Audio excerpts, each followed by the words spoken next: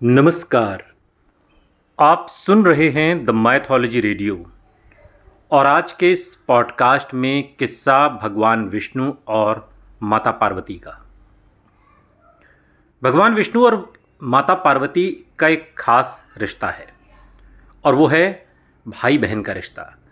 लेकिन वो माता पार्वती के भाई कब और कैसे बने, ये किस्सा बेहद दिलचस्प है।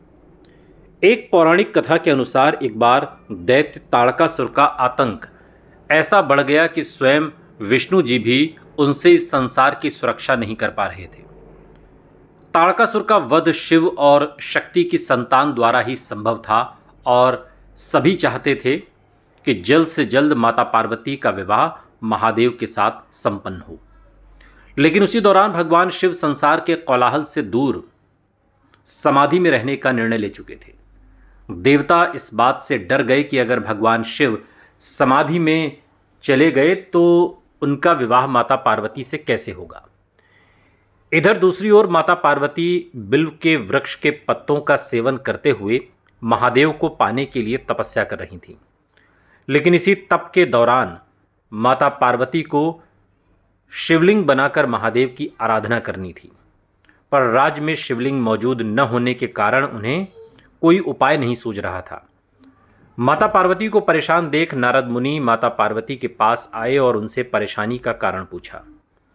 माता पार्वती ने उन्हें अपनी समस्या बताई तो नारद मुनि ने कहा कि हे देवी, आप चिंता न करें, आप मिट्टी का प्रयोग कर एक शिवलिंग का निर्माण करें और उसी का अभिषेक कर अपनी पूजा को पूर्ण करें।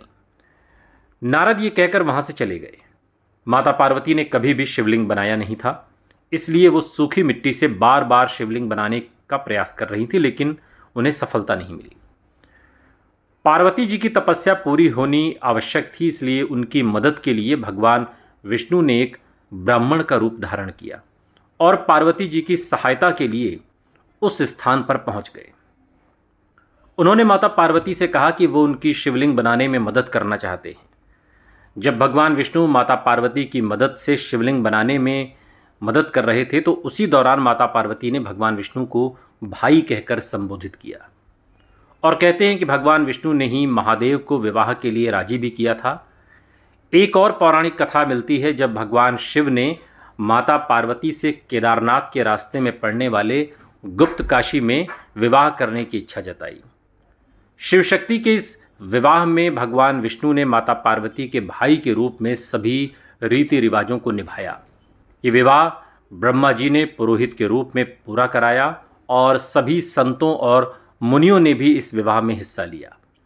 मान्यता है कि भगवान शिव के विवाह से पूर्व सभी देवताओं ने यहाँ स्नान किया, जिसके कारण यहाँ 3 प्रकार के कुंड बन गए, जिन्हें रुद्र कुंड, विष्णु कुंड और ब्रह्मा कुंड के नाम से जाना जाता है। आज ये कुंड वैवाहिक जोड़े और संतान का सुख पाने के लिए आस्था का प्रमुख केंद्र बने हुए हैं। सुनते रहिए द माइथोलॉजी रेडियो, सुनता है सारा इंडिया।